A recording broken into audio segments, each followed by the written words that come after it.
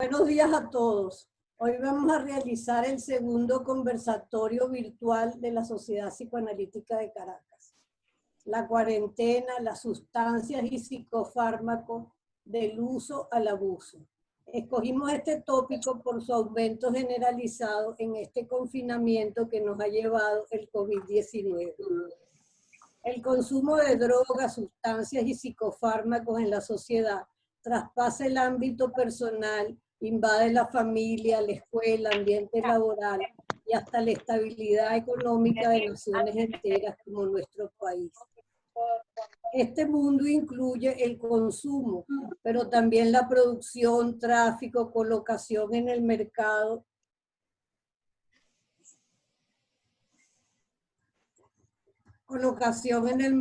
lavado de dinero, corrupción a varios niveles, pero particularmente de la justicia. Es manejado por mafias que tienen acceso al poder económico y político. Algunas características de la ciudad contemporánea son la inmediatez, actuar por impulso, el consumismo global y masificado, todo se vale, no tener compromisos, pocos límites y decadencia de la autoridad. El sistema nos pide adaptación, nos incita a consumir para estar bien en la vida, sin sufrir, sin dolor. La felicidad se compra con los psicofármacos. Su uso es legal, pero detrás existe una industria transnacional inmensa que compite por mercadear una píldora que dé la felicidad artificial. Esta masificación al consumo es tan dramática que la mitad de la población del mundo no puede satisfacer sus necesidades básicas, pero recibe el impacto de estas tendencias contemporáneas. Freud decía que la droga se utilizaba como defensa contra el mundo.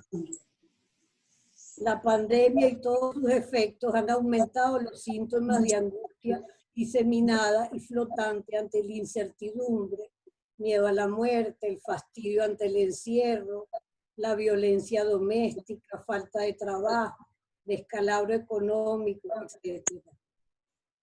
Parte de la cultura actual nos invita a creer que el antídoto ante esta angustia vital se encuentra en utilizar un psicofármaco, una droga ilícita, una sustancia. Se busca en el consumo un refugio, un equilibrio, un placer, pero se encuentra un más allá, un sufrimiento, dependencia psicológica y o física que demanda más y más droga. Es un círculo infernal que lleva a consumir de manera compulsiva sin saber por qué. Ese más allá es lo que en psicoanálisis se llama goce, distinto al placer. Luis Madrid nos hablará de los psicofármacos y las drogas más utilizadas en la pandemia: alcohol, marihuana y cigarrillo, sus usos y abusos. Tengo que subrayar que tanto los ponentes como la moderadora y mi persona nos conocimos en el posgrado del Hospital Militar dirigido por el doctor Fernando Risque. Seguimos aquí con el deseo de continuar haciendo un psicoanálisis vigente y que nos aporte terreno para investir pulsión de vida, especialmente dentro de los conflictos de Venezuela. Muchas gracias. Buenas, gracias Ana por tu excelente introducción. Bueno, queremos darle la bienvenida a todos. Insistimos que para un mejor desarrollo del evento y para garantizar una mejor conexión, todos los asistentes deben tener sus micrófonos en modo silencio y también detener sus videos. Muchísimas gracias. Eso se lo pedimos encarecidamente. También queremos ofrecerles la posibilidad de escribir sus comentarios y preguntas a lo largo del evento a través del chat. Después de las dos presentaciones de nuestros queridos colegas Luis Madrid y Adrián Lieberman, se dará lectura a estas preguntas y comentarios y ellos tendrán la posibilidad de responderlos. Entonces, esa va a ser un poco la dinámica del evento. También nos encantaría saber desde dónde se están conectando y que por favor, si quieren, si les apetece, pongan por el chat desde qué lugar del mundo se están conectando. Bueno, damos inicio entonces a la primera ponencia del doctor Luis Madrid. Por favor, la lámina del doctor Madrid. El doctor Luis Madrid es médico psiquiatra, psicoanalista, no, médico psiquiatra, terapeuta cognitivo-conductual y terapeuta interpersonal. Bueno, ha estado muy cercano al psicoanálisis y de allí mi lapsus. Conoce mucho de esto también. Es además miembro de la Junta Directiva de la Sociedad Venezolana de Psiquiatría y del Comité Asesor del Colegio Venezolano de Neuropsicofarmacología.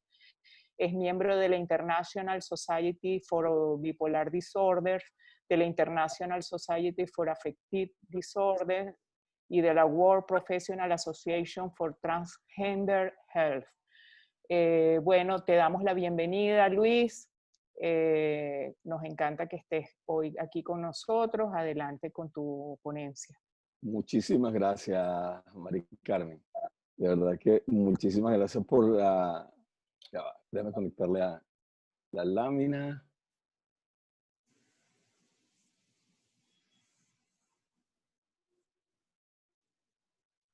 Ahí se ve, ¿no?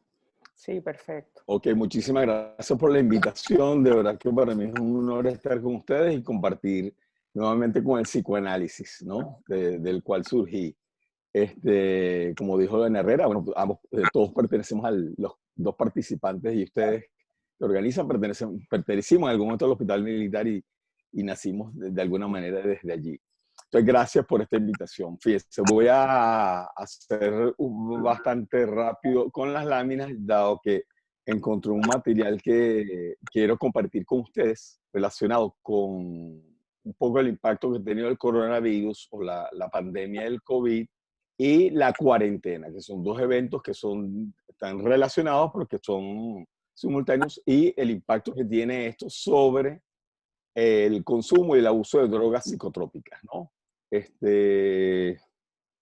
Voy a enfocar en la ponencia básicamente en tres áreas: el impacto del COVID sobre el psiquismo y la salud mental en general, va a ser como la introducción. Luego voy a hablar sobre el comportamiento de las cogniciones y los trastornos mentales durante la cuarentena y la pandemia.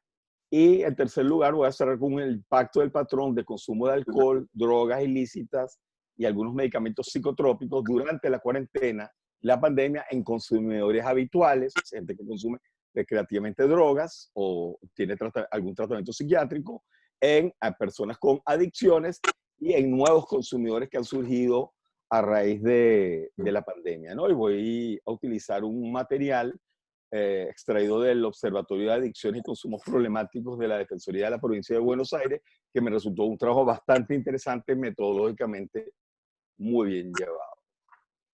Comienzo con esta lámina donde, bueno, la doctora Nora Wolkow, del Instituto Nacional de Abuso de Drogas, me menciona un poco el estigma que existe con las personas que abusan de sustancias, tanto alcohólicos como personas que consumen otras drogas, y la importancia que tiene esto en cómo se subestima o se marginalizan las personas con abuso de sustancias a la hora de hablar de un problema de salud pública como el que estamos viviendo en este momento con el coronavirus y con la pandemia y la cuarentena, ¿no?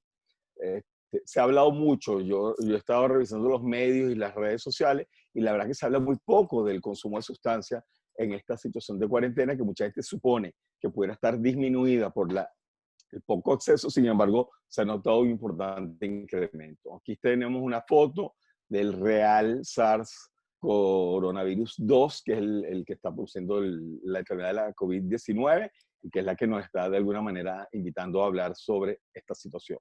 En esta lámina podemos observar las cuatro oleajes, lo que llaman las oleadas previsibles, que son las cuatro oleajes que tienen impacto sobre la salud. Ver un primer oleaje que tiene que ver directamente con la mortalidad y morbilidad inmediata por la COVID-19, que tiene que ver con las infecciones, que van a producir muertes, enfermedad, morbilidad, hospitalizaciones, terapia intensiva, que es la parte como más evidente de toda esta situación, y luego la caída que tiene que ver con la recuperación post unidad de cuidados intensivos, ¿de acuerdo? Entonces, esta es como la primera oleada, que es como el foco donde estamos montados todos en este momento a nivel de salud. Hay una segunda oleada que tiene que ver con los pacientes que también tienen emergencias médicas o problemas de salud agudos, pero que no son COVID, no son relacionados al COVID y que son demorados por la restricción que hay de los recursos. Yo he visto casos de pacientes con problemas de infarto de miocardio, problemas de accidentes cerebrovasculares, problemas de cáncer inclusive, que están urgidos con cierto tratamiento y que se han postergado, dado que todos los recursos están destinados en este momento a atender personas infectadas con COVID o sospechosos de COVID o en las unidades de terapia intensiva. Entonces, por ejemplo, esta es la segunda oleada de pacientes. La tercera oleada tiene que ver con los pacientes con enfermedades crónicas que han tenido que interrumpir su atención, las consultas, inclusive algunos tratamientos, y que están teniendo recaídas paulativamente. Aquí podemos ver pacientes hipertensos, diabéticos, pacientes también oncológicos, pacientes con problemas metabólicos, endocrinos, etcétera, y que se están viendo de alguna manera afectadas por la atención aguda de las personas con COVID. Y en la cuarta oleada, que no significa que es la última que está ocurriendo, sino que va creciendo en la medida que va pasando el tiempo, es la oleada psicológica, ¿no? Y psicopatológica, donde estamos viendo el síndrome de estrés postraumático, en muchos casos, en personal de salud, estamos viendo mucho este cuadro, y en personas que han tenido experiencias directas o indirectas con pacientes o personas que han sufrido estrés postraumático. Por ejemplo, hemos visto personas que han desarrollado estrés postraumático solamente viendo videos de personas que de alguna manera han fallecido, o estas imágenes que vimos de Ecuador, o las imágenes de una señora en Estados Unidos que se grabó progresivamente cómo fue hasta que falleció, ¿no? Todo su proceso. Eso puede desarrollar cuadros de estrés postraumático, ¿no? El burnout, que es el síndrome de estar quemado, que lo vemos básicamente en el personal de salud, el personal sanitario que está abrumado con toda esta situación, las enfermedades mentales que se han reagudizado, el impacto de la crisis económica y las desigualdades sobre la salud, que también de alguna manera generan muchísimo estrés en la población. Entonces, tenemos como estas 4 oleadas de problemas a nivel de salud que están impactando negativamente en la población. En cuanto a las complicaciones post-COVID, ¿qué ocurre después que la persona, esto es un estudio que se realizó en personas que pasaron el COVID, ¿no? ¿Qué ocurre después que tú superas el COVID? Entonces, fíjense la importancia, las complicaciones que vienen posterior a la infección y haber superado el proceso infeccioso y todo el proceso médico y de atención, inclusive de terapia intensiva, y vemos cómo, bueno, las complicaciones respiratorias y las cardiovasculares, que son como las más conocidas, pero fíjense que en igual proporción estamos viendo complicaciones a nivel psicológico, por lo cual tenemos que todos los que trabajamos en el área de la salud mental tenemos que estar muy pendientes. Después vienen las complicaciones hepáticas, complicaciones hormonales y complicaciones renales, ¿no? Pero fíjense que las complicaciones psicológicas y psicopatológicas están muy parecidas a las complicaciones respiratorias y cardíacas, que son las más temidas y las más afrontadas en esta pandemia. Aquí tenemos un cuadro que nos ilustra a nivel de América, este es de la OPS, la Organización Panamericana de Salud, a nivel de todo el continente americano, y aquí tenemos otra columna solamente en América Latina, un poco la prevalencia vida y la prevalencia año de los distintos trastornos mentales. Esto es sin el coronavirus, y podemos ver, y vemos acá, perdón, la brecha de tratamiento. Significa el porcentaje de personas, esto está representado en porcentaje, el porcentaje de personas que no reciben tratamiento para dicha condición, ¿no? Y podemos ver cómo de alguna manera las personas con abuso, dependencia de alcohol y los abusos o dependencia de droga son las personas que tienen las tasas de brecha de tratamiento, es decir, que reciben menos tratamiento especializado para su área de manera bastante significativa. Con esto lo que quiero decir es un poco cómo estas personas buscan menos la ayuda, pero también hay un estigma en el tratamiento de esta persona a la hora de buscar ayuda, ¿no? Y es mucho mayor que inclusive en pacientes con trastornos del ánimo, como vemos en primer lugar, y trastornos de ansiedad, que es como el segundo grupo de enfermedades que vemos allí. En cuanto al aislamiento, ¿okay? Esta es una encuesta que se hizo en la Universidad Nacional de Córdoba, en Argentina, un estudio que se hizo sobre el impacto que tiene el aislamiento propiamente dicho sobre 1.874 personas, con una de promedio de 31,7. Fíjense, el nivel de malestar psicológico de personas en aislamiento social, parcial o total, y vemos como muchos se sintieron normal, pero 19%, casi que uno de cada 5 personas sintieron que el malestar era bastante elevado, alto, moderado 18% y leve 19%. El aislamiento que practicaron continuo fue parcial 38,5% y total 61,5%. Y el promedio de aislamiento corrido, seguido, fue de 13 días aproximadamente entre las personas y unas 19 horas por día. Perdón. Las actividades a que se dedicaban el tiempo mientras estaban en aislamiento, fíjense, 21% redes sociales, 17% desarrollo de proyectos personales, es decir, menos que la conexión a redes sociales, películas o series 15%, interacciones con las personas que viven 14% y otros un 11%. Estas son como unas ideas que aparecen en esa encuesta de ideas generales que tomé del estudio, que nos muestra un poco cuál es el panorama frente al aislamiento. Una de cada 5 personas está experimentando altos niveles de malestar psicológico durante el aislamiento. No encontramos una correlación entre la cantidad de días de aislamiento y los niveles de malestar psicológico. Esto es importante, es decir, que el malestar no está relacionado directamente con la cantidad de días de aislamiento y el malestar comienza desde el principio del aislamiento. Durante el aislamiento, 1 de cada 3 personas aumentó el volumen de consumo de drogas que consumía en personas que ya venían con adicciones. Las personas que hacen ejercicio, esto es muy, muy importante. Las personas que hacen ejercicio en casa se sienten menos peor, no me gusta mucho este término, pero fue el expresado allí, se sienten menos peor y tiene un impacto positivo en cuanto a consumo, como veremos más adelante. ¿Ok? Y las personas que experimentan mayores niveles de malestar psicológico son más propensas a sumar más drogas durante el aislamiento. Aquí podemos ver un estudio del Kaiser Family Foundation, donde en junio, este corte fue hace 2 días, ¿no? Eso lo están actualizando diariamente, ¿ok? Como en este momento hay una percepción, el 72% de las personas siente que su vida está trastocada de alguna manera, el 39% dicen que ha perdido el trabajo o los ingresos han disminuido de manera significativa, el 39%, y 45% de las personas en este momento dicen que están afectadas su salud mental de manera negativa. En cuanto al futuro o temor al futuro, fíjense que el 74% piensa que esto se va a poner peor, que lo peor está por llegar.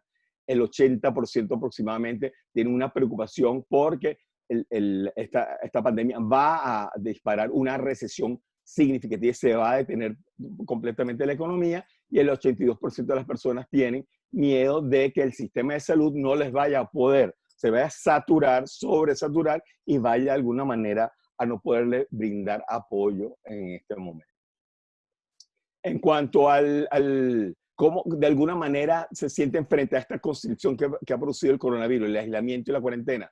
Muchas personas, el 49%, casi la mitad, se sienten más estresadas, unos están haciendo menos ejercicio, el 30% también no están comiendo de manera saludable, el 18% están tomando más alcohol de lo habitual, el 18% también están fumando más cigarrillo de lo habitual y el 17% dicen que que han tenido menos contacto con el entorno. En cuanto a las ideas o las condiciones más frecuentes que hemos observado en la población, fíjense que esto es interesante, que hemos observado en la población, las podemos dividir como en 5 grupos, ¿no? ¿Cuáles son las preocupaciones o las cogniciones más frecuentes asociadas a la angustia y depresión durante esta cuarentena del coronavirus? Unas relacionadas con el contagio y con el coronavirus, ¿no? Muerte propia o de los seres queridos, mucha preocupación relacionada con terapia intensiva, imágenes que le llegan a la gente de estar en terapia intensiva entubados, problemas de seguro médico, miedo de que su seguro médico no vaya a cubrir o no poseer seguro médico en este momento, que en Venezuela particularmente es un problema bastante severo, las separaciones familiares o morir asfixiados, una fantasía que también con mucha frecuencia tienen las personas en este momento. En cuanto a la cuarentena, el encierro y el aislamiento social, las personas se hacen preguntas sobre si podrán soportar tanto tiempo encerrados, sensaciones de claustrofobia, agorafobia, síndrome de la cabaña, es decir, miedo a salir después de estar un tiempo bastante elevado encerrados, necesidad de mantener contacto con personas afuera, se siente como que el aislamiento les produce esa abstinencia de contacto social con amistades y familiares, y hay una intensificación en la disfunción de parejas y familias que ya venían con problemas. El tercer nivel está a nivel del trabajo y la productividad. Muchas personas tienen fantasía o están siendo afectadas por la pérdida del trabajo, disminución de ingreso económico, no poder comer o medicina y tener estas ideas de tener hijos o padres que van a pasar hambre o van a pasar trabajo. En cuanto a la incertidumbre, que es el cuarto nivel de cogniciones distorsionantes, la gente se pregunta hasta cuándo será esto. Hay mucha incertidumbre con respecto a este tema. ¿Será cierto que duraremos más de un año encerrados? ¿Para cuándo ya aparecerá la vacuna? ¿Morirá mucha gente? Entonces, son como la fantasía. Y en quinto lugar, están las preguntas que se hace la gente angustiosa sobre la nueva normalidad. Estaré aquí, en primer lugar, estaré aquí, posterior a la pandemia, quiénes estarán y quiénes no estarán, y los nuevos estilos de contacto, comunicación, trabajo y consumo, que son otras de las fuentes de preocupación de la gente en este momento. Aquí tenemos la pirámide de Maslow, muy conocida por todos nosotros, donde podemos ver, bueno, que las necesidades fundamentales o básicas, que son las necesidades fisiológicas como el aire, el agua, la comida, el dormir, la ropa y la reproducción, el sexo, están en primer nivel. En segundo nivel está la seguridad personal, el trabajo, las fuentes, la salud y la propiedad. Luego está la parte de amor ¿cómo se dice? Como pertenencia. Pertenencia, exactamente. Entonces, la amistad, la intimidad, la familia y el sentido de pertenencia o de conexión. En cuanto a la estima, el respeto, la autoestima, el estatus, el autorreconocimiento o el reconocimiento de otros, la fortaleza y la libertad. Y luego tenemos lo que llamamos la autorrealización, ¿no? El deseo de ser lo que uno realmente quiere ser. Fíjense, ¿por qué pongo esta escala? Además, lo que todos conocemos de alguna manera. Porque, bueno, todas están relacionadas con algo. ¿Qué hace que todos busquemos estas cosas o las mantengamos una vez logradas? La dopamina. Todas están relacionadas con una sustancia que se libera a nivel de la corteza prefrontal, que es la dopamina, que es la que nos hace sentirnos bien logrando estas cosas o nos hace sentir bien en el mantenimiento de ellas. Y la dopamina casualmente es la relacionada también en la generación de adicciones. Por eso cuando se baja la dopamina, porque una de estas áreas falle, las personas con propensión pueden buscar drogas, psicotrópicos o abuso de sustancias como alcohol, cigarrillo, etcétera, para lograr nivelar nuevamente. Ok, ¿quiénes están afectados?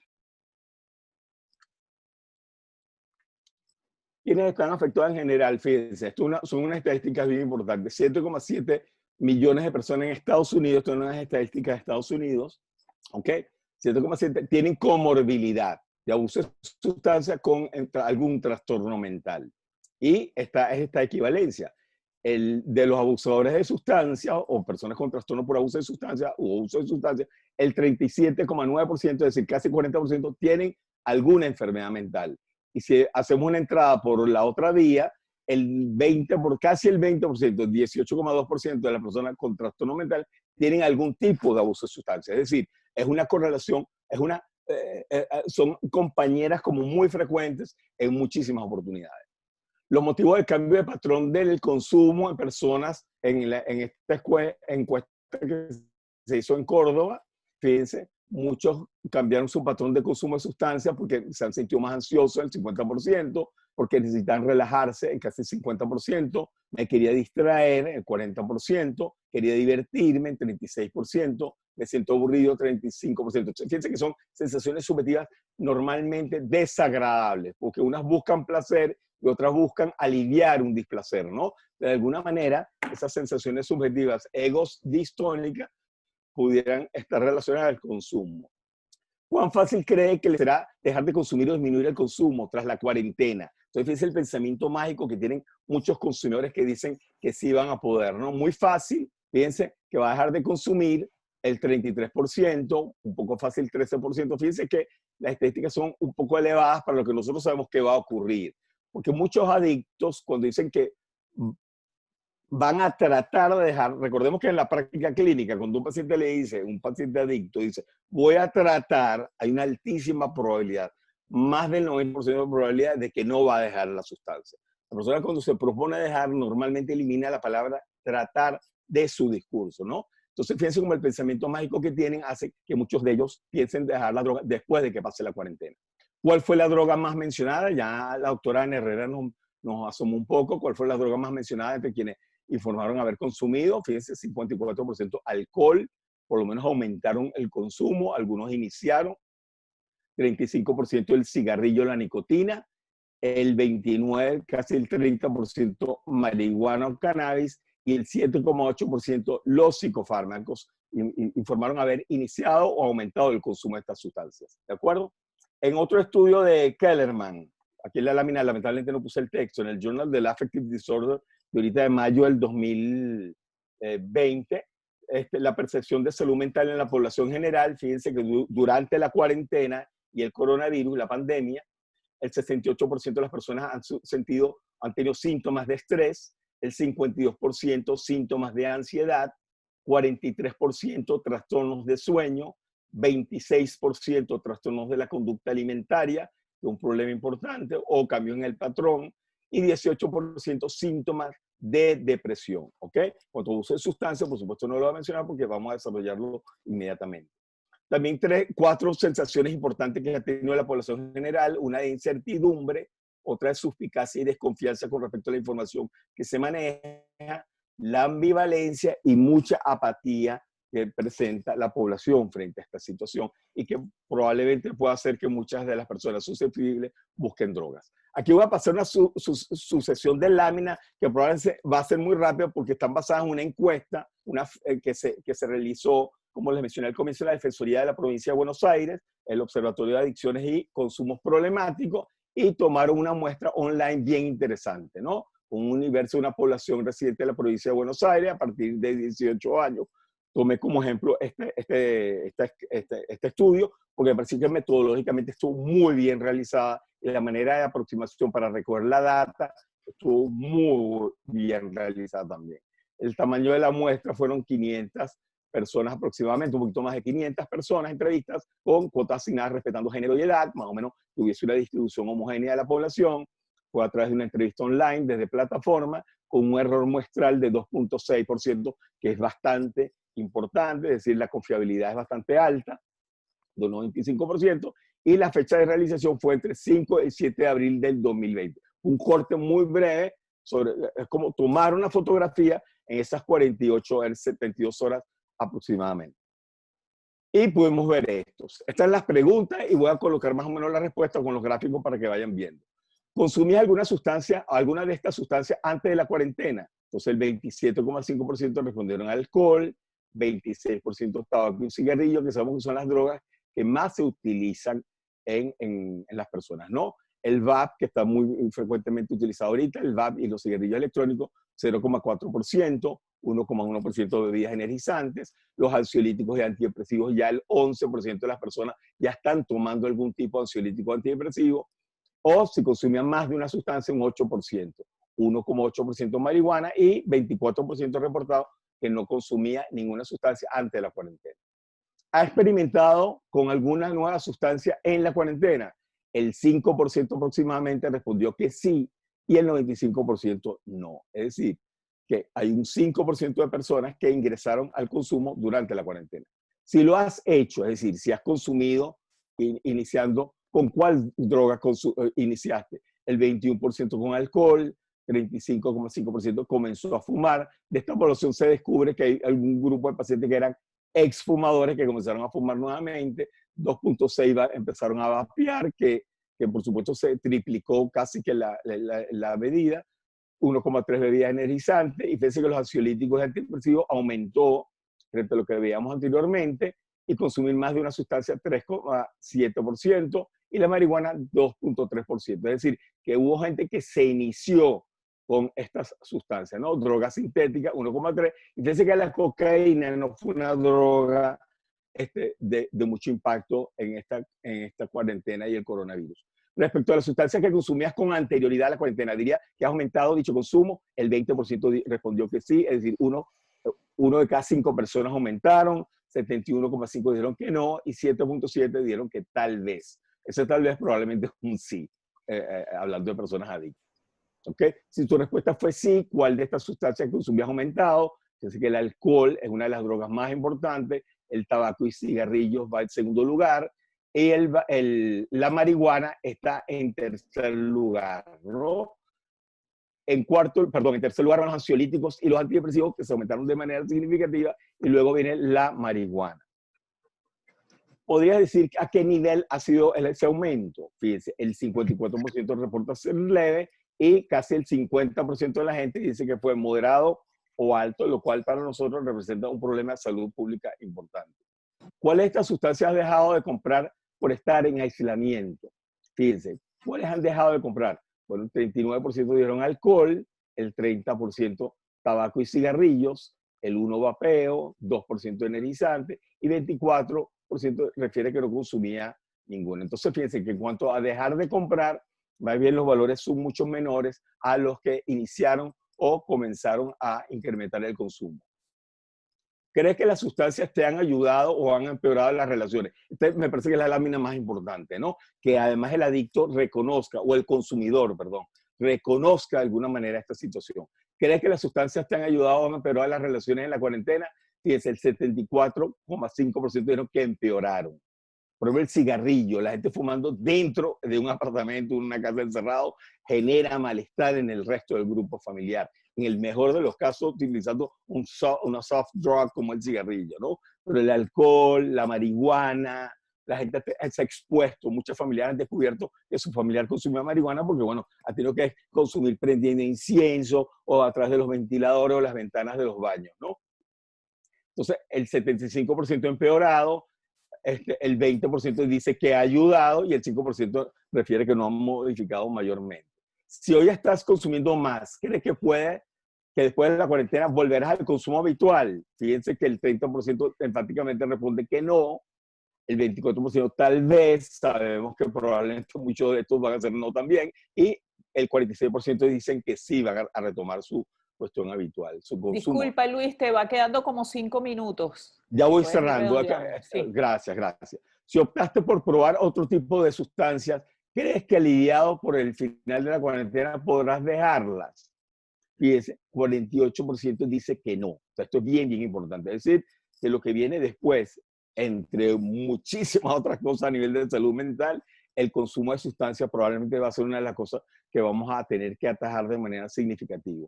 Apenas el 30% dice que sí y 23% dice que tal vez. Acuérdense que ese voy a tratar, tal vez, probablemente. Un adicto sabemos que es una trampita, producto del pensamiento mágico e inmediatista que tienen estos pacientes por su oralidad, que ustedes probablemente manejan mucho mejor que yo. Si consumes ansiolíticos o antidepresivos durante el aislamiento, ¿cómo los has podido conseguir? Esta es una pregunta que tiene que ver con la parte de los psicofármacos, que muchas personas tienen muchas fantasías con respecto a esto, ¿no? Fíjense, el 80% de las personas tenían provisto de antes a través de la prescripción médica. Es decir, que el 80% de las personas ya estaban recibiendo tratamiento antes de la cuarentena y antes de toda esta situación de aislamiento social, ¿no? Entonces ya el 80% estaban tomando medicación y muchos de estos aumentaron el consumo, sobre todo de los ansiolíticos. 4,5% incorporaron en la cuarentena por indicación médica, pero aproximadamente un 5% de las personas buscaron ayuda y se incorporó el tratamiento con ansiolíticos o antidepresivos.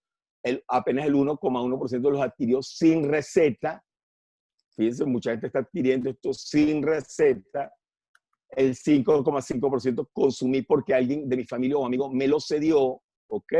Le pasó un blister, le pasó unas pastillas o le regaló una cajita de la medicación y comenzaron a automedicarse, pudiendo producirse, por supuesto, una adicción en este caso, o una sobremedicación o dismedicación.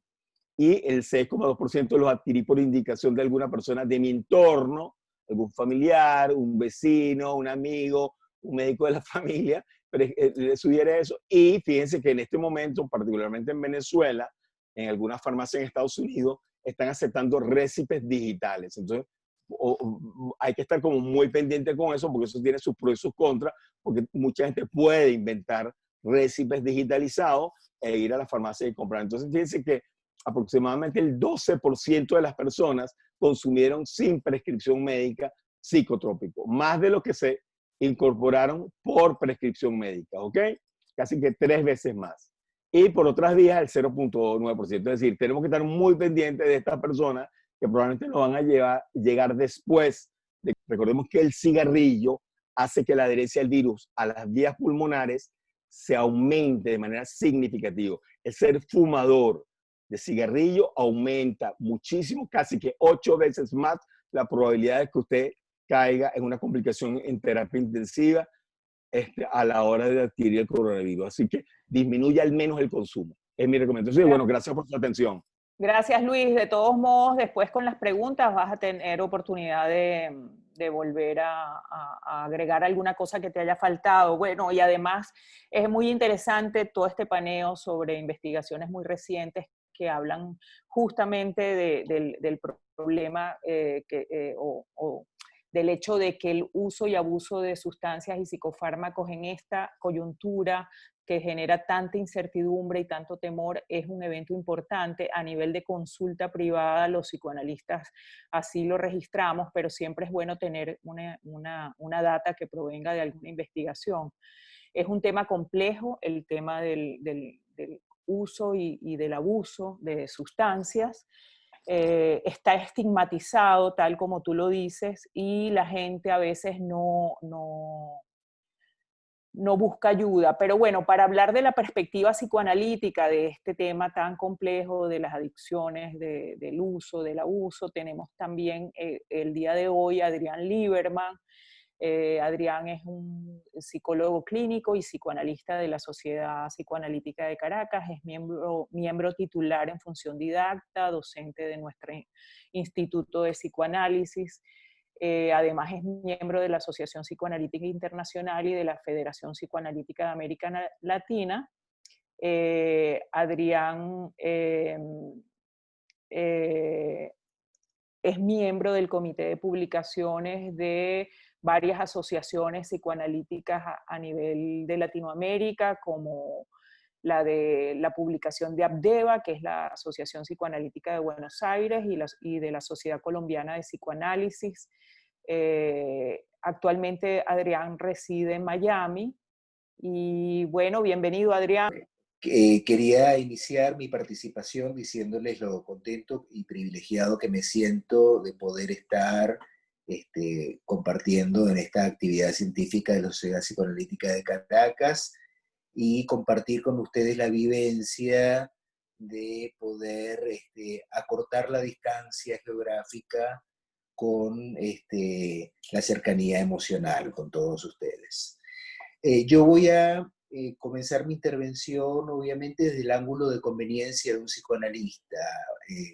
Básicamente caracterizo esto como la función de problematizar la realidad humana, la inmensa variabilidad del sufrimiento humano, tratando de abstenerse hasta donde es posible de hacer juicios morales.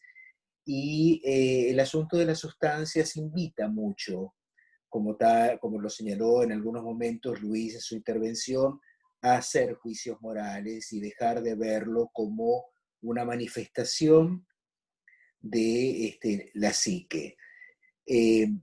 Estamos en una situación inédita a nivel mundial, una pandemia, en un aislamiento que en algunas partes del mundo se está convirtiendo de aislamiento a un temor crónico acerca del porvenir personal y colectivo, que pudiera caracterizarse como trauma, como generalmente ha sido, es decir, el modelo de un estímulo que sobrepasa las capacidades psíquicas para elaborarlo.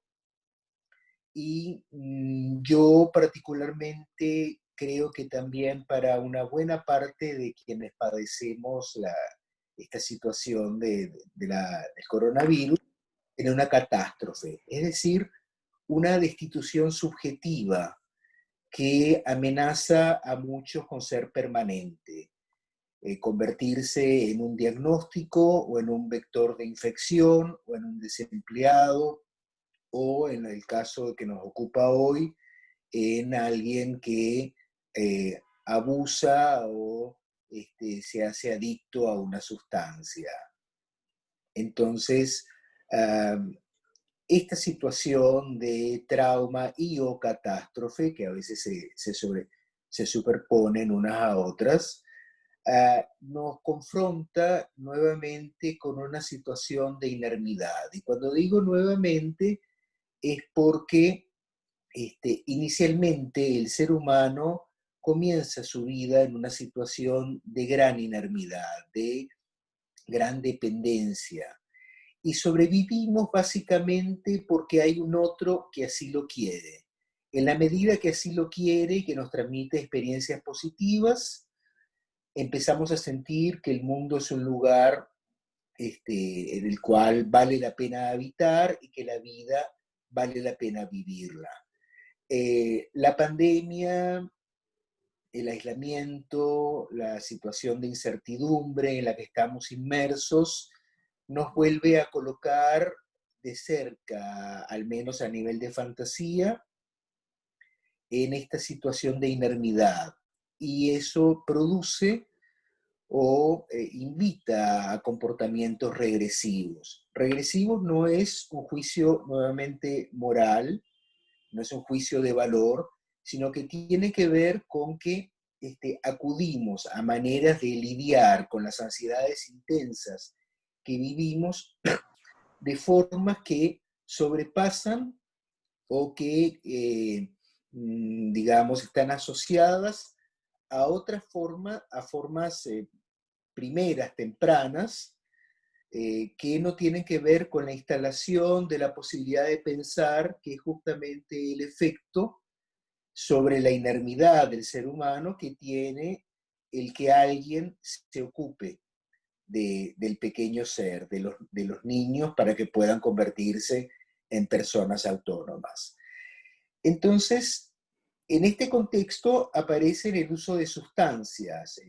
Las sustancias yo la puedo definir como algo que la persona recurre para yugular un síntoma, para aquietar, para intentar acallar un síntoma. Y aquí es importante hacer un comentario, y es que todos hacemos síntomas.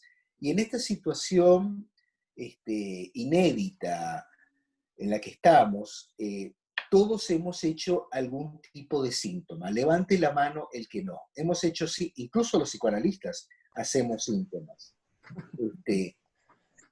Hemos hecho síntomas a nivel del sueño, a nivel del apetito, a nivel del deseo sexual, a nivel del estado de ánimo, o en diversas combinaciones.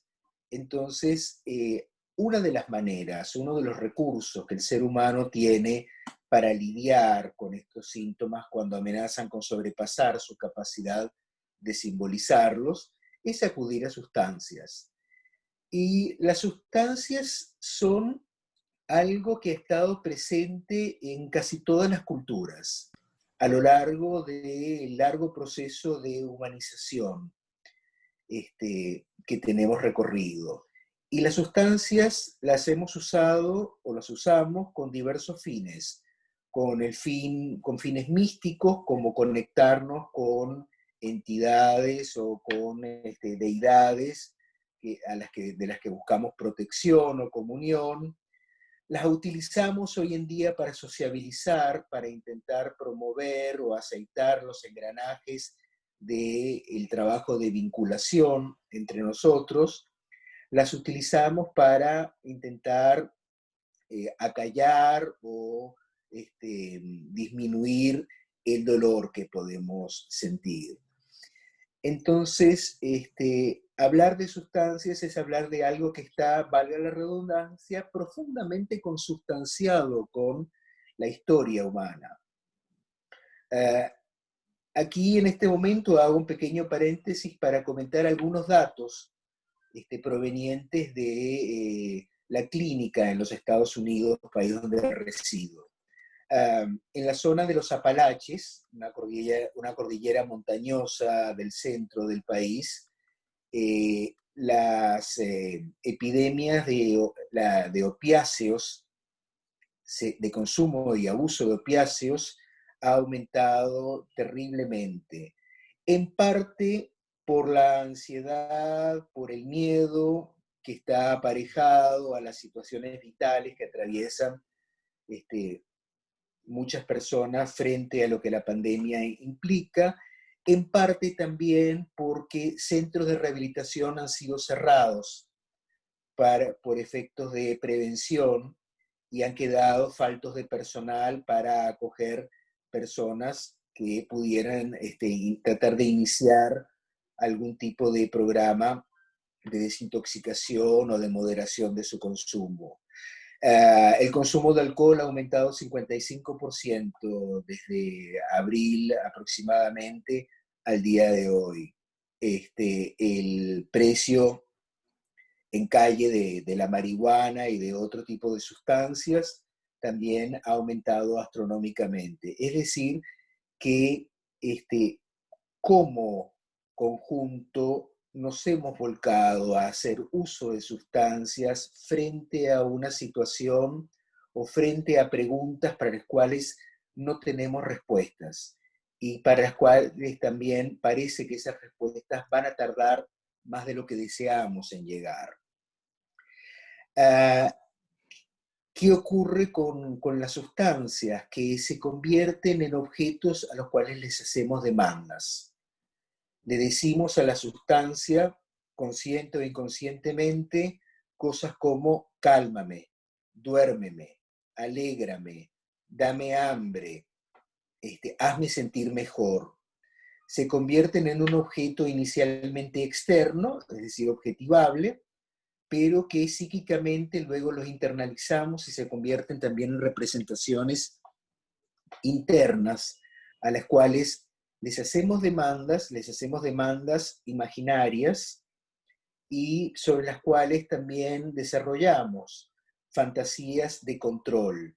Lo que comentaba Luis en su intervención, la fantasía frecuente de los usuarios, aquello de que yo puedo dejar o que voy a tratar de dejar el consumo a sabiendas que es inconsciente, es porque muchas veces el uso y abuso de sustancias está aparejado con estas fantasías omnipotentes de control del objeto. Y se entra a veces en una dinámica donde el sujeto luego se vuelve objeto de la sustancia que utiliza, es decir, la independencia buscada de aquello que produce sufrimiento termina convirtiéndose en una dependencia que lleva muchas veces a la adicción. Los seres humanos hacen soldaduras con las sustancias. Los seres humanos hacemos soldaduras con muchas cosas, porque las adicciones también, o los usos y abusos de objetos psíquicos para intentar sentir que nos alejamos de los sentimientos catastróficos de inermidad, pueden hacerse con sustancias, pero también con otro tipo de cosas que no es el objeto de esta reunión, pero se puede hacer con alimentos, se puede hacer con pornografía, se puede hacer con ludopatías, es decir, podemos soldarnos imaginariamente con una cantidad de cosas, creyendo que ganamos independencia y luego encontrándonos en una dinámica donde se invierte la independencia buscada por una dependencia lograda. Y ese es generalmente uno de los motivos de sufrimiento de las personas que usan o abusan de sustancias. En la clínica psicoanalítica nadie sabe más acerca de las sustancias y sus efectos colaterales o inconvenientes que un paciente o un analizante que las utiliza. Puede dar una clase totalmente laica acerca de psicofarmacología. Sin embargo, ese saber no necesariamente conduce a un cambio o a una modificación en la posición que adopta la subjetividad frente al uso de esta sustancia. Y estas sustancias, nuevamente, pueden ser ubicuas o pueden tener valores diversos que la hacen difíciles de caracterizar, porque a veces también están sostenidas por valores culturales, sociales, identitarios. Y aquí hago también un comentario importante acerca del alcohol, que si bien no es una sustancia prohibida, y aquí lo que es prohibido y no es prohibido sería tema de otro debate, a qué se debe que una sustancia sea prohibida y otra que no, pero creo que excede el término de mi intervención. Pero por ejemplo el alcohol en nuestra cultura, me refiero a la cultura venezolana, es omnipresente. Bebemos porque estamos tristes, bebemos porque estamos contentos, bebemos porque estamos solos, bebemos para estar acompañados.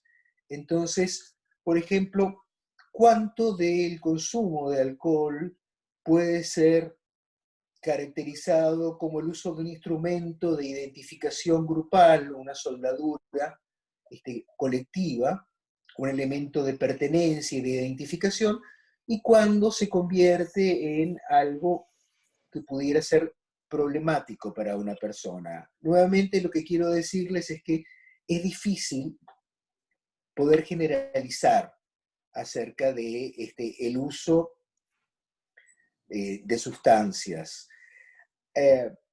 Hay un arco que va del uso al abuso a la adicción, cuyo pasaje a veces se hace tan sutil que es difícil distinguir uno de otro, que es difícil distinguir cuando se usa un psicofármaco por prescripción médica, porque, por ejemplo, se padece de un estado de ansiedad tal que es inhabilitante. Pues, obviamente, un ansiolítico administrado por un médico especialista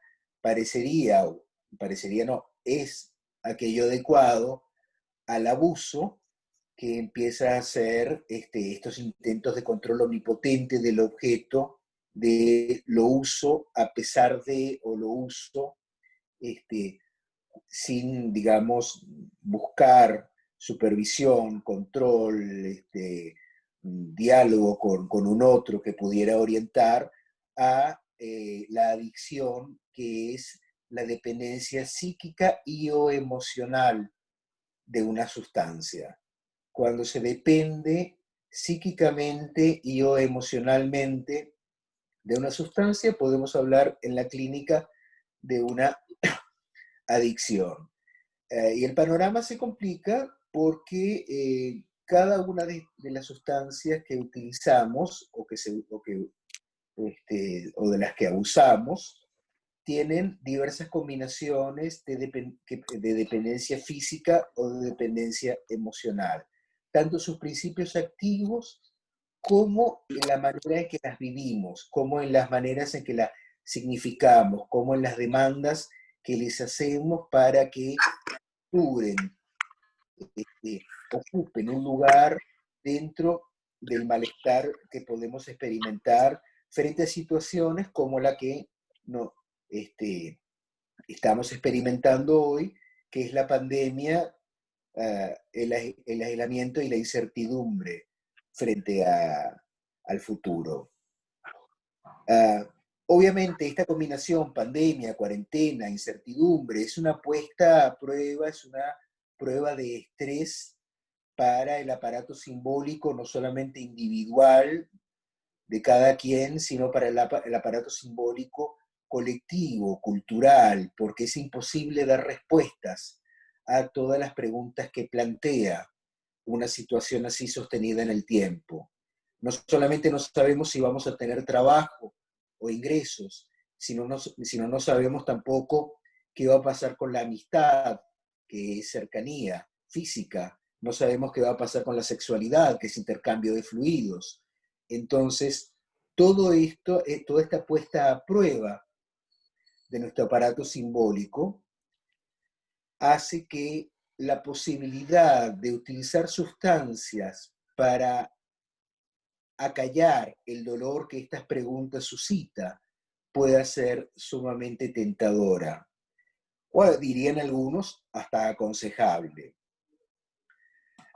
Otro de los fenómenos también que se ha producido dentro del aislamiento y dentro de la convivencia forzosa que produce la cuarentena, a veces en hábitats sumamente reducidos, es que un miembro de una familia descubre que otro miembro de la familia abusa o es adicto a una sustancia.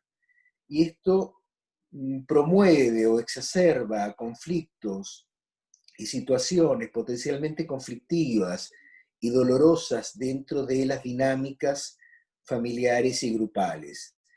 Uno de los fenómenos más frecuentes es que alguien que descubre a otro miembro de su familia padeciendo de abuso o de adicción, es la pregunta que surge de ¿por qué me haces esto a mí?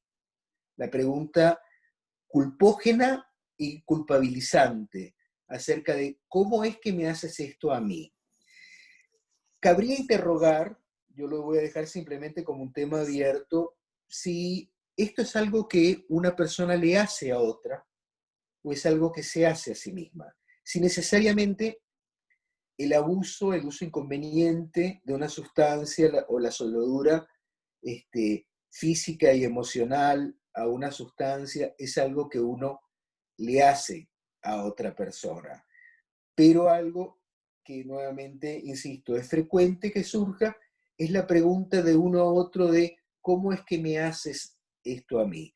Como si este tipo de síntoma, como si este tipo de solución frente a la ansiedad que surge con los síntomas, de alguna manera fuese interpretado como un tipo de castigo o como un tipo de venganza, y esto en situaciones de aislamiento forzado y crónico, exacerba o introduce nuevos elementos que complican las dinámicas familiares. Yo les propongo como psicoanalista, como debate, que no hay adicciones, lo que hay son adictos. Que cuando digo esto me refiero a que más que generalizar y pensar en las adicciones, hay que pensar en la infinita variabilidad de cada caso. Que aunque dos personas utilicen la misma sustancia, la historia que sustenta el cómo llegaron y el cómo sostienen el uso de una sustancia es infinitamente variable. Por ende, les propongo, no significa que esto sea necesariamente cierto, pensar en adictos más que adicciones. Un psicoanalista muy famoso de los años 60, argentino, Eduardo Calina, escribió un libro que se llamaba La droga, la máscara del miedo. Sigue siendo válido, de alguna manera, pensar el uso de sustancias o de drogas como una máscara, como un semblante frente al miedo que a veces podemos llegar a sentir frente a la existencia o a ciertas circunstancias de la existencia. Entonces, cabe la pregunta también, como analista, plantearles para debatir si la adicción es una estructura o es un síntoma. Es decir, corresponde a una manera crónica, iterativa, de funcionamiento, de organización de la psique, alrededor del consumo de algo, o de muchos consumos, o si es un síntoma, si es un emergente frente a un malestar de la existencia que de alguna manera dice de un miedo, dice a veces sin decir, sin poder decir por el miedo a ser estigmatizado, sin poder decir por la idea, por las fantasías de ser culpabilizado por ello, y entonces cuánto de eso puede o no complicar o puede sostener ese tipo de consumo. Para finalizar mi intervención, una pregunta que se me ha hecho reiteradas veces desde que esto empezó es, bueno, ¿cuál puede ser alguna rendija de esperanza que desde el psicoanálisis se puede ofrecer para un planteamiento tan complejo como este. Yo diría que esa rendija de esperanza es que si se intenta restituir o instituir la interlocución en aquella persona que está tomada por la incertidumbre frente a lo inefable de su posible muerte, de representarse su muerte con un enemigo invisible como es el virus, a la ansiedad que siente acerca de su porvenir, a la posibilidad que esto no sea solamente un momento puntual de su vida, sino que se convierta en una destitución permanente. Si hay la posibilidad de restituir la interlocución con un otro que intenta ayudar a devolver los sentidos por los cuales esa persona llegó a creer, llegó a fantasear que en el uso de sustancias podía atenuar el dolor que siente, quizá ahí esa soldadura que la persona instala con la sustancia pueda poco a poco, con idas y venidas, con subidas y bajadas, esa soldadura pudiera resquebrajarse y esa persona pueda ganar libertad. Gracias por su atención. Gracias a ti, Adrián, por tu interesante intervención, que apunta, pues, digamos, a toda la compleja situación que significa el tema del uso de sustancias y las adicciones, ¿no? Bien sea a sustancias permitidas o legalizadas o ilegalizadas, porque frente a este tema nos damos cuenta que muchas veces el carácter de legal o ilegal que adquiere la sustancia no depende de la estructura psíquica misma de las personas, sino de parámetros económicos y socioculturales y políticos, ¿no? De hecho, asistimos ahora a un cambio en toda esta temática, que es, por ejemplo, el hecho de que la marihuana en una cantidad importante de países ha sido legalizada como consumo y es recomendada incluso para cuadros médicos, ¿no? De enfermedades físicas. También el alcohol en una época fue ilegal y luego lo legalizaron. Entonces, hay un aspecto sociocultural y económico evidentemente de esta temática, y está este aspecto que no deja de ser complicado y complejo también, que tiene que ver con el individuo y la psique, ¿no? Yo solo, antes de dar paso a algunas preguntas que ya están apareciendo en el chat, quería como resaltar la paradoja, ¿no? También de este tema en estas circunstancias de cuarentena. Me llamaba la atención el hecho de que Luis señalaba cómo frente a estas circunstancias muchas personas se han revelado frente a su familia como consumidores, o sea, el hecho de estar confinados ha hecho que conozcamos aspectos de otros miembros de nuestra familia o de nuestros compañeros de habitación, pues, que no conocíamos, ¿no? Y el consumo de sustancias ha sido uno, pues, de las cosas que justamente por la estigmatización o por la manera como lo lleva alguna gente, corresponde a un ámbito secreto, privado de la persona, o sea, es algo que no se dice, no se comenta, no se comparte, ¿no? Y eso es uno de los puntos. Otra paradoja que me parece interesante para pensar es que justamente si la dependencia se puede disparar frente a situaciones de inseguridad y angustia, la casa que ha sido, digamos, vista como una metáfora de la seguridad materna, y y pudiera uno pensar que el estar dentro de casa pudiera proporcionar más seguridad que no. Sin embargo, en esta coyuntura ha resultado en el incremento del consumo en muchas personas. Entonces, bueno, sí, hay una situación de incertidumbre, hay unas fantasías catastróficas, hay una situación de regresión que impone el encierro, y todo eso pues hace que la gente reaccione de diversas maneras, ¿no? Yo quería leerles un comentario, pregunta de Mariana Soto, que nos dice por el chat: ¿el abuso de psicofármacos sin prescripción médica o el uso de estos bajo supervisión médica puede ser usado como excusa o una resistencia o racionalización para evitar continuar con la terapia?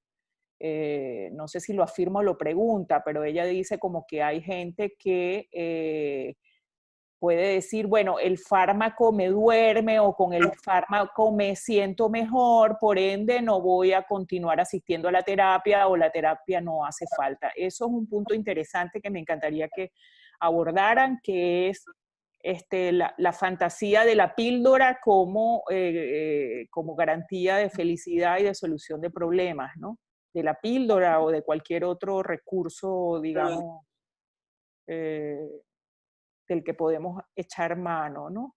De forma dependiente. Carolina Lander también dice, si bien el tema en cuestión es sobre el uso de sustancias y psicofármacos, en su opinión, ¿dónde puede ubicarse el uso abusivo o adicción a redes sociales, conexiones virtuales en esta cuarentena? Ese es una buena pregunta. O sea, ¿qué hace que una actividad se convierta en una actividad de adicción? ¿Qué hace que unas personas se hagan adictos a unas cosas y otros a otras?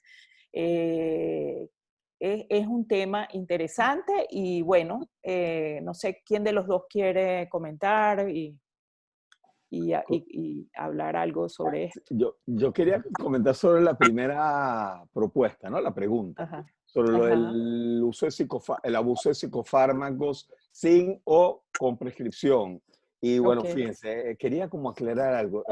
Si bien los psiquiatras utilizamos psicofármacos para aliviar algunos trastornos mentales, cuando la sintomatología ya adquiere cierta magnitud que pone en riesgo la salud física, psicológica, social del individuo, donde pone inclusive en riesgo su vida, la psiquiatría ha tendido a operacionalizar esto. Cuando yo hice el posgrado de psiquiatría, yo recuerdo cuando se discutían los casos clínicos, entonces estaba el residente que exponía el caso y luego opinaban los adjuntos, los especialistas, ¿no? Los profesores. Y entonces, eran 15 especialistas que opinaban sobre el caso, daban 15 opiniones diferentes. No había como un consenso en qué hacer con el paciente, ¿no? Cada quien daba como una opinión distinta, e incluyendo la parte farmacológica, que es donde me quiero centrar. Algunos proponían usar, por ejemplo, un paciente con ataque de pánico, proponían usar antipsicóticos, de estos ansiolíticos, como la tioridazina, el meleril, el famoso meleril, u otros proponían ansiolíticos tipo benzodiazepinas y otros la utilización de antidepresivos.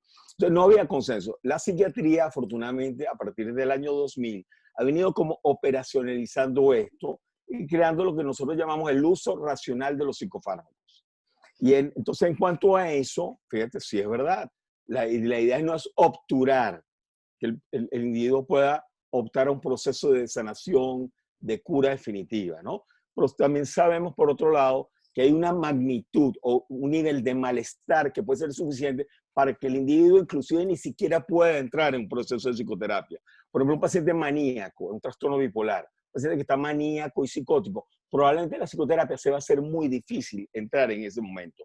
Una depresión mayor, por ejemplo, un síndrome de Cotard o una depresión mayor donde el individuo tiene ideas nihilistas de inexistencia, que está desaparecido, probablemente la psicoterapia sin medicación allí va a ser muy, muy difícil. Entonces, se ha estudiado eso. Pero por otro lado, fíjense que la psiquiatría se ha dedicado a estudiar el impacto que tiene, por ejemplo, el uso de antidepresivos en diferentes niveles de depresión. Sabemos que los antidepresivos, primero, no tienen efecto en los duelos, para nada. Segundo, en depresión leve Y en depresión leve moderado, los antidepresivos se ha demostrado que no tiene efecto.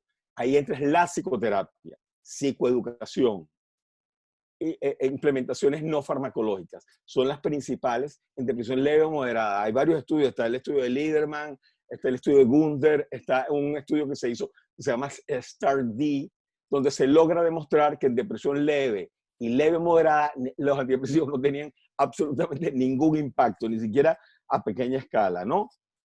Lo otro es que nosotros, por ejemplo, para prescribir un antidepresivo o un ansiolítico, ahora utilizamos criterios. Por ejemplo, para utilizar un antidepresivo en una depresión, primero tiene que ser una depresión moderada, severa, o que tenga síntomas psicóticos, o hay una actividad suicida pertinaz. Entonces, en esos casos utilizamos antidepresivos.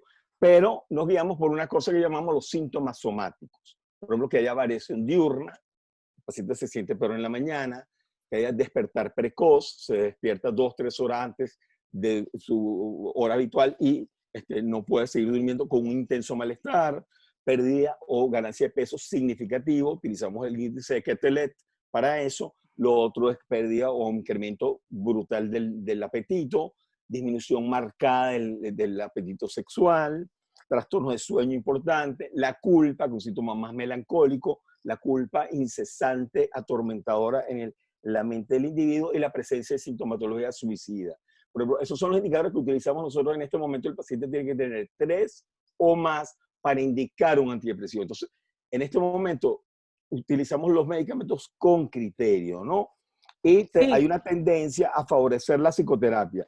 En los últimos congresos de psiquiatría se ha notado, por ejemplo, que ha habido un incremento en los congresos de psiquiatría, incremento del 40% de ponencias relacionadas con psicoterapia, psicoanálisis, gestalt, con corrientes psicoterapéuticas nuevas también, ¿no? Que están entrando. Entonces, estamos como abiertos a eso. Lo que sí quería como dejar claro es que en este momento utilizamos más los psicofármacos con criterio y con una tendencia a hacer un retiro posterior y que el paciente se mantenga en psicoterapia. Es la tendencia actual de la psiquiatría.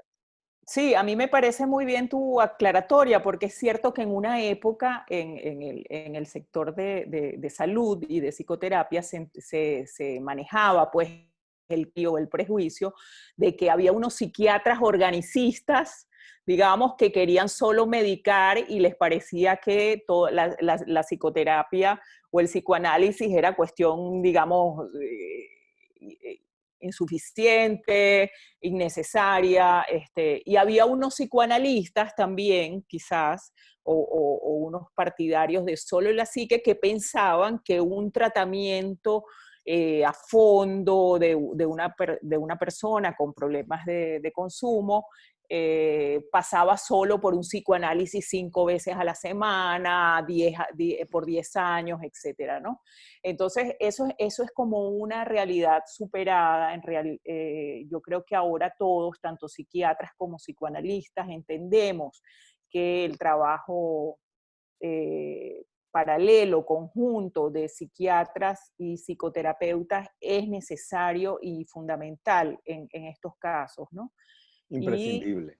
Y imprescindible, exactamente, que ninguna de las dos vías es suficiente y excluyente, sino que dada la realidad y la complejidad del ser humano, pues las cosas deben ser abordadas. El problema es que, donde yo veo el problema es que mucha gente usa los psicofármacos sin prescripción y sin control, ¿verdad? Y muchos pacientes tampoco acuden a la psicoterapia, ¿no? Entonces, eso es parte de un también trabajo de educación y de concientización, pues, de las personas, ¿no? ¿Alguien más por aquí? Aida Torres. Leo la pregunta y te doy la palabra, Adrián. Dice, ¿es factible plantear la abstinencia de endorfinas, dopamina, generadas por la suspensión abrupta del deporte como inductora de consumo de sustancias o de práctica de actividades generadoras de dopamina? Bueno, esto es una pregunta quizás que apunta más a Luis, pero vamos a darle la palabra antes a Adrián. Sí, yo quería brevemente sobre la pregunta anterior que respondió Luis, decir 2 cosas. Una, como psicoanalista, siempre he creído que en algunos momentos, en algunos casos, la farmacología puede ser un recurso necesario. Como él comentaba, un paciente desbordado por el pánico no puede, por ejemplo, es inaccesible a los efectos terapéuticos que la palabra tiene. Ahora, en cuanto al uso de la sustancia como resistencia, todo puede ser usado como resistencia. Cuando hay la promesa de un paraíso químico para yugular la ansiedad, para alejar la posibilidad de inquietarse, todo puede estar al servicio de la resistencia. Y esto es porque en general la gente acude al análisis para no cambiar, aunque digan que sí. Vienen diciendo a un nivel manifiesto que desean cambiar, pero una de las razones por las cuales un análisis es prolongado es porque vamos a ir encontrando que las personas no quieren cambiar porque el sufrimiento es su capital psíquico. Entonces, a cuenta de que lo van a perder. Es otro tema. Entonces, la oferta que los psicofármacos ofrecen parecería ser una oferta muy atractiva en ese sentido. Sí puede ser usado, digamos, en aras de la resistencia. Sí, bueno, yo agregaría también, disculpa, el factor cultural que impone un estilo de vida rápido, los valores de éxito, de felicidad irreal que se venden de alguna forma como objetivo de vida, ¿no? Hay toda una serie de fuerzas que empujan de alguna forma a la gente a veces a pensar que los problemas hay que solucionarlos rápido, que es bueno salir de la angustia, que no te debes demorar mucho en las cosas que tienes que resolver. Yo creo que todo eso también hace presión y es un factor importante. Yo creo que en un nivel, quizás tú, Adrián, apuntas a un nivel inconsciente de que hay una resistencia al cambio, efectivamente, pero yo sí creo que cuando la gente acude y busca ayuda es porque hay un aspecto de él que sí quiere cambiar. Lo que pasa es que la fijación, el hábito, el cambio no es algo fácil ni es algo rápido, y la solución de la felicidad eterna en este mundo no existe. Entonces, al complejizar las cosas es que también la persona a veces no tolera pues este nivel de incertidumbre y de espera, ¿no? Luis. Sí, yo quería agregar un poco a lo que ustedes están comentando, ¿no? Fíjense que los psiquiatras estamos tendiendo a utilizar protocolos de tratamiento y guiarnos por los protocolos de tratamiento, que yo creo que es muy importante. Una vez que se identifica el paciente como un paciente potencialmente susceptible al beneficiarse del uso de algún psicofármaco, porque como bien decía Adrián, hay un nivel de malestar que puede ser tan perturbador que se haga inaccesible para el paciente la psicoterapia, aliviar inicialmente esos síntomas para que pueda entrar. Ya, un segundito que... Ya, disculpen. Acá. Lo que le quería decir es que nosotros en este momento, sobre todo los psicofármacos de adicción, nos proponemos tiempos, son por sesiones. O sea, por ejemplo, una benzodiazepina de vieja generación no debe usarse por más de vieja generación. Estoy diciendo de bromazepam hacia atrás, ¿ok? Ya va, un segundito acá y me disculpan esto que acaba de ocurrir. Que para activar el chat. Cuando dices bromazepam hacia atrás, ¿de qué año estás hablando? ¿De qué año? El Lexotanil, que es como lo conoce todo el mundo, etc. Estamos hablando de los años 90, ¿ok? Esos medicamentos no se deben usar por más de 6-8 semanas. Ya las benzodiazepinas nuevas, como las triazolo, alprazolam, clonazepam, se puede extender hasta 12-16 semanas, no más de ello, y deben retirarse, ¿ok? Porque sabemos el potencial adictivo, y segundo, tenemos que dar paso a que el paciente comience a afrontar su situación con sus propios mecanismos, ¿no? Entonces, utilizamos el protocolo. Los antidepresivos, por ejemplo, no se usan por periodos mayores de un año en primera línea, 9 meses, un año máximo. Luego se pasa a 2 años si el paciente recae. Pero quiero que se sepa que la Psiquiatría ahorita está estandarizando los tratamientos de manera de disminuir el impacto. Otros estudios que también han aparecido últimamente en publicaciones psiquiátricas nos han mostrado cómo pacientes que anteriormente se hubiesen medicado probablemente se vivieron beneficios más con la psicoterapia en este momento. Y otros estudios están hablando de que los antidepresivos, por ejemplo, no son tan efectivos o tan potentes como se pensaban. Ahorita hay toda una diatriba dentro del mundo psiquiátrico de decir realmente los antidepresivos curan realmente la depresión, ¿no? Entonces, no crean que los psiquiatras somos, tú sabes, como la cosa del chip, poner la pastilla para aliviar y punto, ¿no? Obturar la posibilidad de cura. Tendemos más bien a favorecer que el individuo pueda reintegrarse lo más sanamente posible y lo más libremente posible de medicamentos nuevamente a su condición. Ahora, hay trastornos que sabemos que son trastornos crónicos, como el trastorno bipolar, la melancolía recurrente, la distimia, que probablemente sí van a necesitar tratamientos como cualquier otra enfermedad crónica, como la hipertensión, la diabetes, y que el individuo lamentablemente, bueno, va a tener que tomar su medicación como lo puede tomar un hipertenso o un diabético o un epiléptico, ¿no? Pero son realmente una proporción bastante baja. La mayoría de los pacientes pueden funcionar posterior a un trabajo psiquiátrico y psicoterapéutico, pueden funcionar perfectamente bien con altos niveles de rendimiento, ¿no? Tendemos a favorecer más bien la psicoterapia. Claro. Adrián, ¿quieres decir algo? ¿O leo la próxima pregunta? Ok, aquí nos dice Carmen Elena Ochoa, creo que la pandemia nos agarró viviendo con una mentalidad global en la que la felicidad es una necesidad tiránica, la creencia de que se puede elegir ser feliz y la autoculpabilización por no serlo. Edgar Cabanas, Apicracia.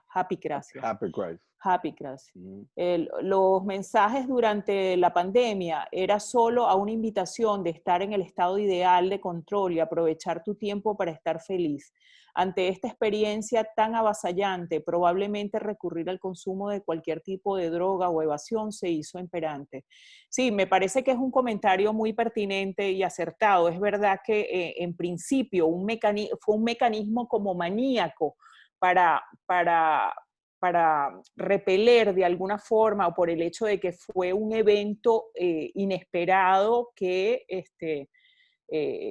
bueno, impactó demasiado fuerte en contra, pues, o a todas las personas a nivel mundial. Entonces había como una tendencia en las primeras épocas de la cuarentena a publicitar y hablar mucho de todas las cosas maravillosas que se podían hacer por cuarentena, toda la oportunidad feliz e innovadora y el ser nuevo que iba a surgir de esta pandemia. Y bueno, ya a 3 meses de la pandemia sabemos que eso no va a ser así, que no va a surgir tan rápidamente un hombre nuevo y que la felicidad tampoco es tan fácil y que la familia a veces es gente con la que no quisiera verte mucho, etcétera, etcétera.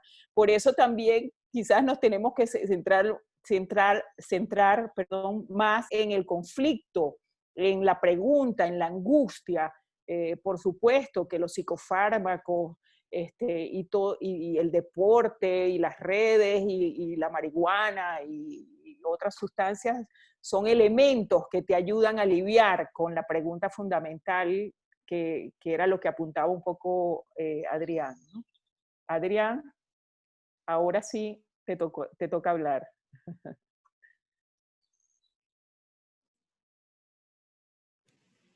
¿Me escuchas? Sí, ahora sí. Bueno, yo estoy de acuerdo con que la pandemia viene a ser un evento que irrumpe dentro de una línea vital para muchos, donde ya había problemas, o sea, donde ya había situaciones conflictivas, donde ya había motivos de sufrimiento, donde ya había preguntas. E insisto nuevamente, el objeto de la psiquiatría es diferente al del psicoanálisis. El de la psiquiatría, el cuerpo que atiende la psiquiatría es distinto al cuerpo que recibe un psicoanalista o a la mente que recibe un psicoanalista, en el sentido que a nosotros no nos interesa tanto obturar el síntoma, no nos interesa prometer paraísos de ningún tipo, sino lo que nos interesa es, o creemos que la vía para el cambio es que la persona pueda problematizar su existencia, que pueda hacerse preguntas y a la larga hacerse cargo de lo que estas preguntas conlleva. Evidentemente es una vía más larga, más onerosa en todos los sentidos que la vía de la psicofarmacología. No creo que haya una oposición fundamental entre análisis o psicofarmacología. Creo que a veces es necesario complementar una con las otras y que es importante saber en qué momentos cada una de ellas es necesaria o es oportuna para cada quien.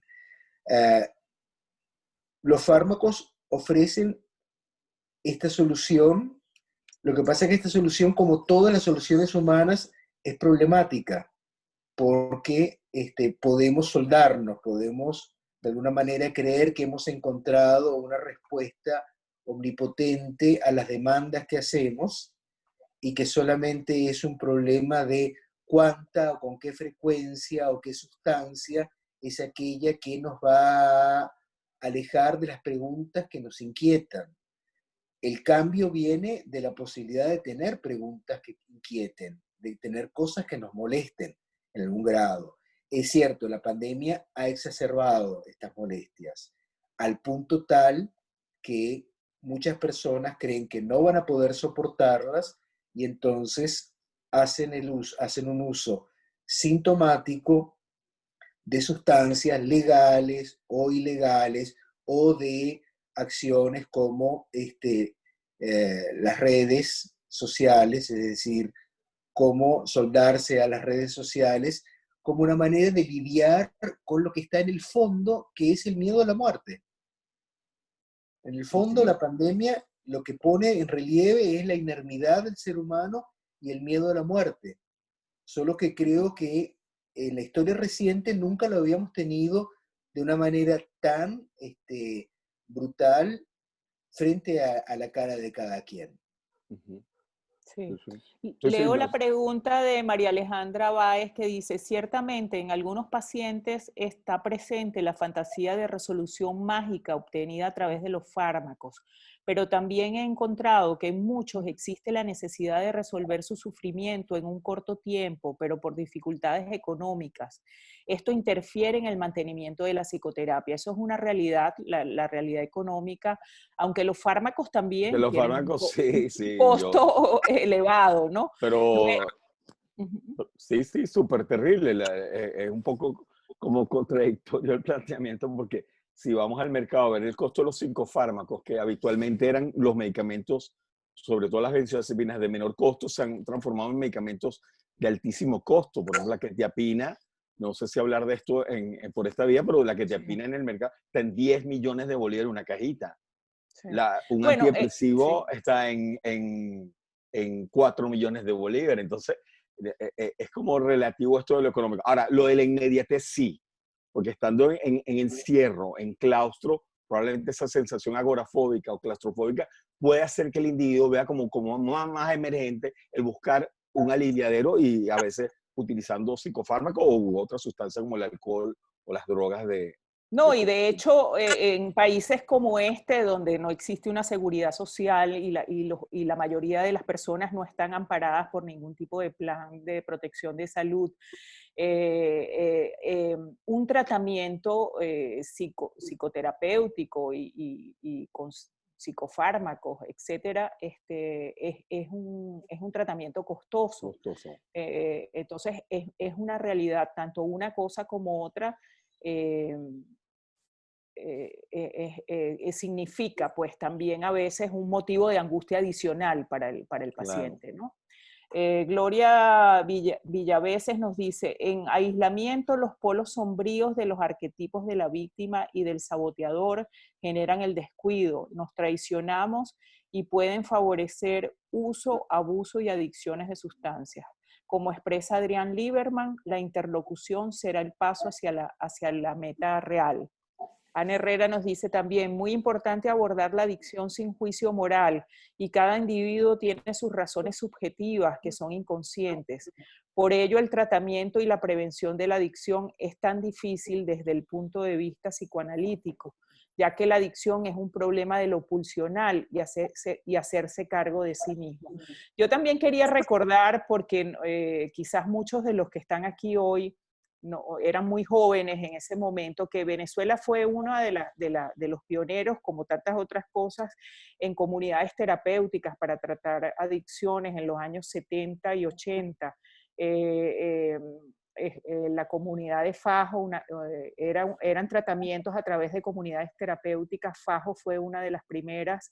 Luego, con el apoyo del Ministerio de la Juventud en el gobierno, si no me equivoco, de Jaime Lucinchi, se abrieron una serie de comunidades terapéuticas a nivel de todo el país. Había en Maturín, había aquí en el Junquito, en Caraballeda y en otros sitios, y ambulatorios que atendían el problema de farmacodependencia, como se llamaba en esa época, y de jóvenes con problemas de adicción. José Félix Riva, ¿no?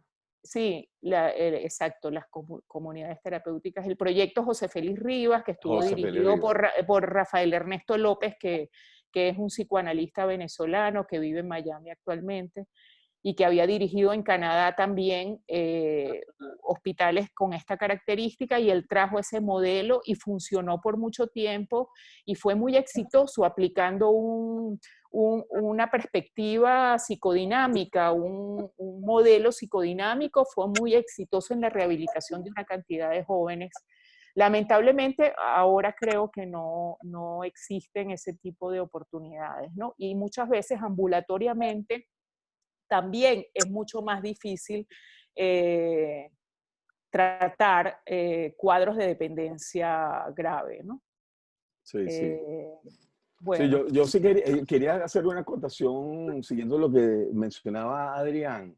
Fíjate, nosotros en psiquiatría en este momento, más que obturar síntomas, que a veces pueden representar una real emergencia, en algunos casos un paciente psicótico que esté agitado, nosotros pensamos también a futuro, porque por ejemplo, cuando hay actividad suicida, cuando el paciente tiene una depresión melancólica severa, cuando hay psicosis, cuando hay la posibilidad de una transgresión inminente o cuando hay la emergencia de síntomas de una demencia, debemos actuar y muchas veces tenemos que actuar farmacológicamente porque se ha estudiado que en pacientes con depresión, sobre todo cuando ya tienen un periodo bastante prolongado o en cuadros de ansiedad prolongada, hay 3 sustancias que son nefastas, que son el cortisol, que se eleva muchísimo en plasma, en sangre, que es una hormona que libera la glándula suprarrenal.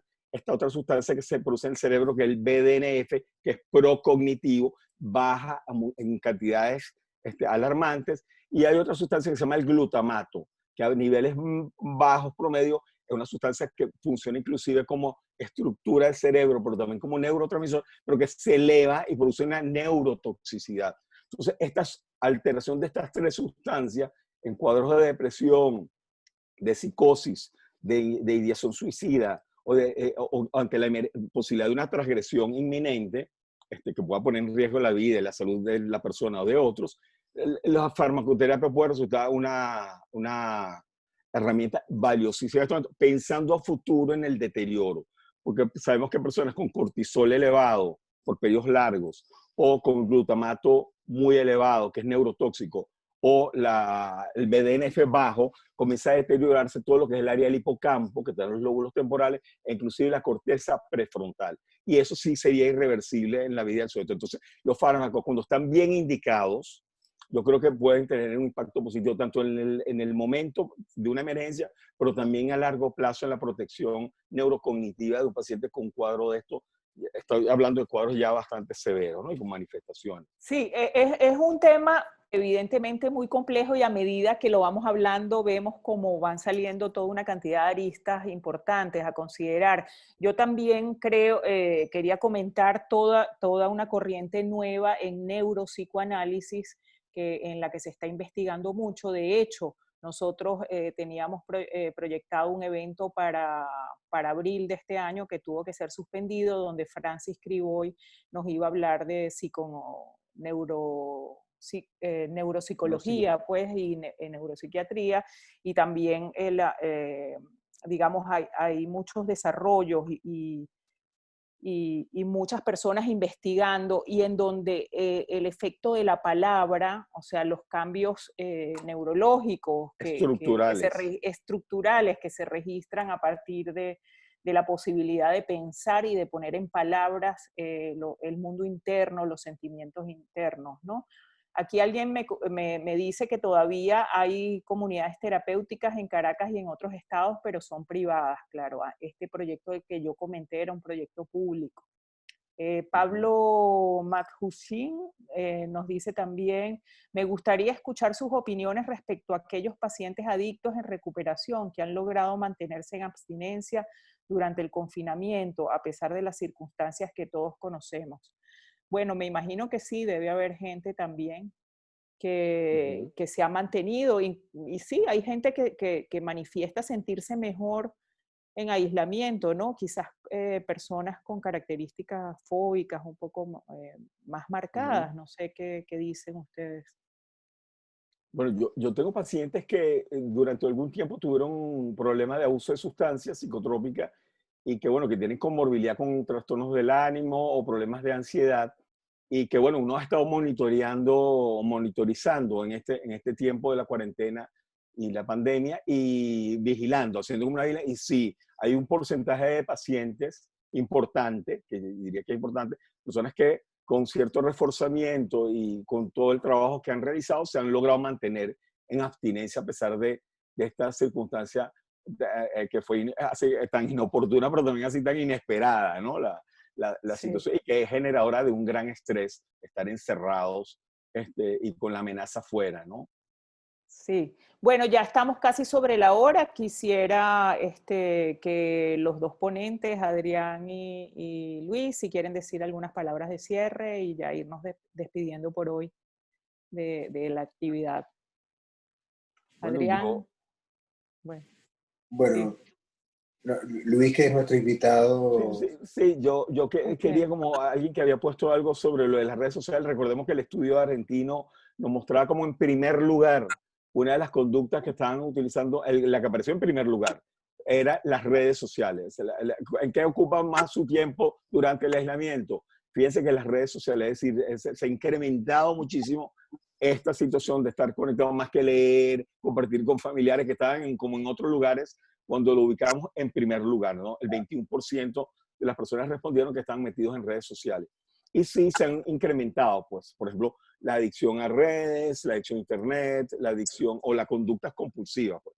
La cuestión de las series, meterse en series. Entonces tú ves todo el mundo comentando sobre estas conexiones a dispositivos y pantallas. Recordemos que las adicciones se pueden dividir en tres grandes grupos: adicciones farmacológicas, químicas, las adicciones comportamentales, donde están todas estas cosas que tienen que ver con el juego, internet, pornografía, el sexo, la acumulación, sustancias no adictivas, porque hay gente que es adicta a las vitaminas, los antioxidantes, todo esto, la ortorexia, que podemos ver eso. Y el tercer tipo de adicciones, que son las adicciones interpersonales o afectivas, ¿no? Entonces, todas estas están de alguna manera relacionadas con el nivel de dopamina, dándole respuesta un poco a lo que comentaba una persona allí en las primeras preguntas. Y bueno, y para cerrar, quería darle las gracias a ustedes, de verdad, para yo poder compartir este espacio, y recordar que a pesar de que estemos aislados, tenemos esta circunstancia, lo más probable es que esto es transitorio para nosotros, para nuestros pacientes. Recordar también que una cosa que comento con mis colegas, que cada vez los problemas de los pacientes se están pareciendo más a nuestros problemas, ¿no? Como que estamos todos compartiendo los mismos problemas. Entonces, cuando los pacientes nos reportan situaciones, digo, wow, por eso también está ocurriendo en mi casa, ¿no? Entonces, como entender y tratar de mantener la objetividad, la neutralidad frente a esto, sin sacrificar, por supuesto, la empatía y la posibilidad de contener. El aislamiento no significa que el adicto, para cerrar ya con el tema, el adicto esté aislado. Recordemos que hay una publicación del International Journal Drug Policy que salió recientemente, donde se han creado aplicaciones. Ya se veía que por Facebook, el Messenger de Facebook, por WhatsApp, por Wickr, por Snapchat, se están vendiendo drogas. Hay que estar muy pendiente. El hecho que mi hijo, mi esposa, mi esposo estén aquí encerrados en la casa, no significa que no pueda llegar la droga. Se están utilizando aplicaciones. Y últimamente, Ok, Luis, ya cierro con esto. Lo último, por Grindr, que es una aplicación de ligue de la comunidad homosexual, por Greyhound, por Banana Plug. Todas estas aplicaciones es importante que la gente sepa que por ahí están vendiendo droga en este momento y la gente tiene acceso. Entonces, hay que estar como pendientes de esto, pues. Sí, es verdad. Adrián. Bueno, yo quiero reiterar el placer que siento de ver que pese a la ubicuidad del sufrimiento, pese a las circunstancias dolorosas que nos impone lo inédito, la interlocución entre diversas maneras de comprendernos, la interlocución entre diversas zonas geográficas que habitamos, se impone, nos enriquece, y gracias a la sociedad por insistir en poner la pulsión de vida al servicio de entendernos mejor.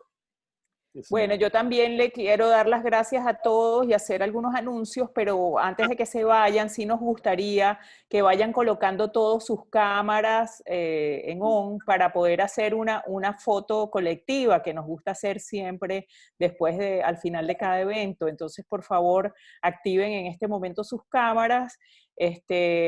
Yo también, bueno, los invito a que nos sigan para nuestras próximas actividades a través de nuestra página web www.spdcaracas.com.be, en Instagram y en Twitter, o nos escriban por el correo spdcaracas@gmail.com. Queremos invitarlo a la próxima actividad que vamos a tener de cine psicoanálisis el sábado 27 de junio, a las 11 de la mañana. Es una actividad que se coordina junto con el Trasnocho Cultural. Va a centrarse en la discusión de un documental que se llama Tell Me Who I Am, Dime Quién Soy. Un documental interesantísimo que está en Netflix.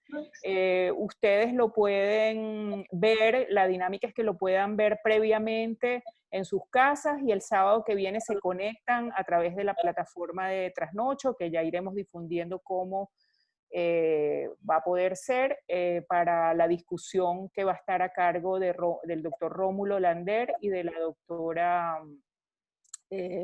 Milagro Fagundes, con moderación de Carlos Raskin. Bueno, pongan sus cámaras, si los que puedan, para que nuestras chicas nuestras colegas de tecnología puedan tomar la foto colectiva. Bueno, listo, Sí, cerramos por aquí por hoy y nos vemos en los próximos encuentros. Esta es la última lámina donde vamos a colocar nuestras redes. Recuerden que los que no pudieron entrar al principio pueden luego ver el video a través de nuestras publicaciones.